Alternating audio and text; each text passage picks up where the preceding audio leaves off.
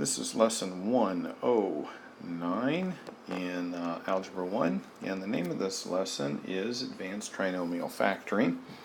And what we've done up to this point is we've done some basic trinomial factoring. So if you remember, what I mean by trinomial is trinomial has three terms. And if you remember right, you make two parentheses, and you put an x there and an x there to represent the x squared. You find two numbers multiplied together that give you 6, and added together give you the number in front of the x here. Let's just put the 1 there. So two numbers multiplied to give us 6, added together give us -1. So we're going to use 3 and 2. 3 times 2 gives me 6. 3 minus 2 would give me 1, or 2 minus 3 would give me a -1. Alright, we couldn't use 6 or 1, even though 6 times 1 is 6, because we can't get a 1 here from the 6 and the 1 there. So we're going to put a 3 and a 2 there. So 3 times 2 equals -6. So if you remember right, one of the things that we do is we look at this first sign right here. The sign here goes on the biggest number here. So we put a negative there. Okay, so -3 times a +2 gives me a -6, and -3 plus 2 gives me a -1. So therefore, I just factored that down. Okay? So that's what we've done before. Now what we're going to do in this lesson is we're going to make a change. Because at this point, what's happened is the number in front of our x squared has always been a 1. It's not on there, so it's an assumed 1. Well, what we're going to do here is we are going to make it something other than a 1 here. Alright, so let's go ahead and get rid of this junk if I can. There's a lot of junk to get rid of. Alright, so I've got -7x minus 15 plus 2x squared. Alright, so the first thing I need to do, and this is example 109.1, first thing I need to do to this is to switch things around so that they're in the correct order. And take the sign with it. Okay, so there's the right order. So now what I'm going to do is I'm going to make two parentheses. And at this point in your math, this number here is a prime number. It means that the only way to get 2 is to multiply by 2 and 1. 2x and 1x. Alright, so now what I'm trying to do is I'm trying to find two numbers that multiply together that give me 15, and added give me 7. Alright, so let's see here. What I'm going to do is I am going to look here and write my factors here for 15. 3 and 5, 1 and 15, and those are about the only ones, right? I can have them in the other order, which I need to put them in the other order. So I need to write them in both orders. So 3 times 5 and 5 times 3, 1 times 15, 15 times 1. Okay, so that's the first step. Write all of the factors of 15. So there's 1, there's 2, there's 3, and there's 4. Alright, and then I just start one at a time. Let's start with the 3. If I put a 3 and a 5 in there, and I put the negative on the biggest number, I get that. So +3 times -5 will give me a -15, right? Okay. So this is the part that gets to be a little bit tricky here, because we have this number here to worry about. That 2 is all a part of it. So what I'm going to do is figure out how I'm going to get this middle term -7. Okay, it was real easy for me to get the 3 and the -5 to give me -15, but let's see if those are the right numbers. So what I'm going to do here is I'm going to put a little thing there and a little thing there. Okay, follow these steps. This is really the only way you can do this. Alright, so let's multiply what the blue is connected. 2 times negative 5 and 3 times 1x. And what does that give me? That gives me negative 7x, right? So what I just learned is that the answer that I have right here is the right answer because I got a negative 7x that fits right there. Okay? If I would have, which I just kind of guessed there and got the right answer, let's say that I didn't put a 3 and a negative 5 here in here. Okay? Let's say that I put a 1 and a 15 there.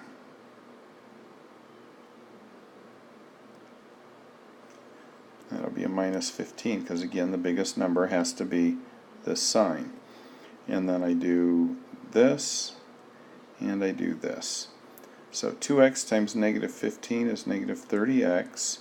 1 times 1x is 1x. So that gives me negative 29x. That does not give me the right answer. That does not give me the negative 7 that I was looking for up here. So though that is not the right answer.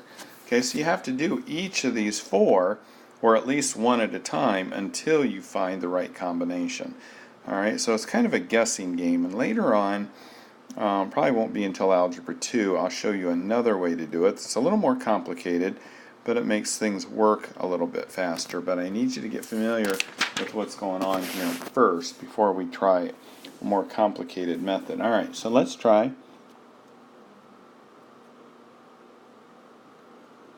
that. Okay, so those are in the right order. 3x squared minus x minus 2. Let's put a 1 there just so you know that it's there.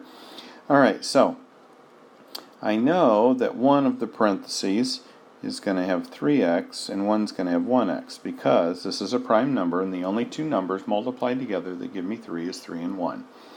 Now I try to find two numbers that give me negative 2. Negative 2 times 1 and negative 1 times 2. Those are my two options there as far as figuring out a way, multiplying two negative numbers to give me negative 2, or two numbers to give me negative 2. Okay, so I'm going to put a negative 2 in here and a 1 in here. I'm going to use those first. Then I'm going to make my little branch here. Alright, so I'm going to multiply these two, and I get negative 2x. And I'm going to multiply these two. Get rid of my symbols there. So I had negative 2x and I have a 3x. Okay, so I had this times this and this times this, and then I add them together. And what do I get when I add them together? I get a 1x. And that is not what I wanted there, is it? I wanted a negative x. Alright, so let's continue on here. So I know this one does not work. Well, let's try the next one. Let me go ahead and write this again. This is the very beginning, what they gave you in the book. We'll put it down here. And now I've got, again, a 3x and a 1x, just like I did right here. But I'm going to use a negative 1 and a 2. Okay, so now I'm going to multiply these two and these two. So 3x times 2 is 6x. 1x times, or negative 1 times 1x is negative 1x, and that gives me 5x. Well, that one doesn't work either. Okay, so now what do I do? Alright, let me show you the trouble we have here. Okay, so we put a minus 2 and a positive 1 here, right? We tried these two. We also tried a negative 1 and a positive 2. We tried these two, and that didn't work either. So what are our options? How about if I put, see, I put a negative 1 and a positive 2. What if I put a positive 2 and a negative 1. Positive 2 and a negative 1 is here, but I'm going to mix them up. See, I put a positive 2 here and here, but what if I write 3x plus 2 times and 1x, let's see, minus 1. Okay, now I do this, and I do this, and I multiply 3x times negative 1, and 2 times 1x, and I get negative 1x, and that is what I need up here. So this ends up being my right answer. 3x plus 2 and x minus 1. Okay, so are you seeing how this is kind of like a trial and error? You're having to try a bunch of different ones in order to find the correct way of doing this. Alright, let's do one more and we'll see if we can solidify this. I know this is really confusing. So 109.3 says 5x squared minus 13x minus 6. Okay, so we make two parentheses. And we take that, we write that there, and that there. Then we find numbers multiplied to give us negative 6.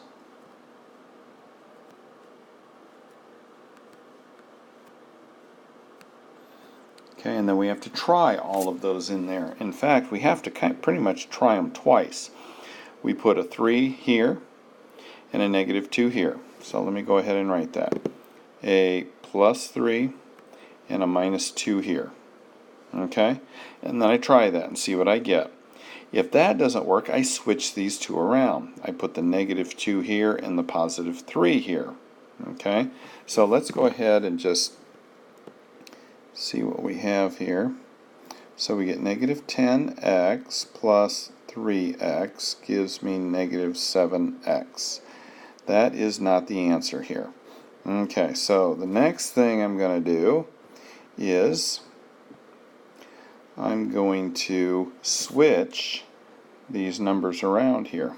So I'm going to write it as 5x minus 2 times 1x plus 3. Okay, and then I make my little bars here just to remind me what I'm doing. And 2 minus 1 is minus 2x. So that gives me 13x. And that's looking better, because that's a 13, but this is a negative and that's a positive. Dang. Okay, so I just keep trying and keep trying.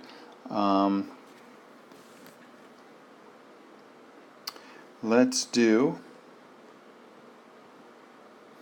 again, 5x and 1x. And we tried a minus 2. Let's try a plus 2 and a minus 3. Okay, so we're using this one up here now, a plus 2 and a minus 3. Now let's see what we get. Trying to get a negative 13. So this gives me a negative 15x, and this gives me a positive 2x, and that gives me a negative 13x. That's what I was looking for. I'm always trying to get this middle term, and don't forget the sign. So this works. So this right here is the answer. That's what I want for my answer. I want that right there. 5x plus 2 times the quantity x minus 3.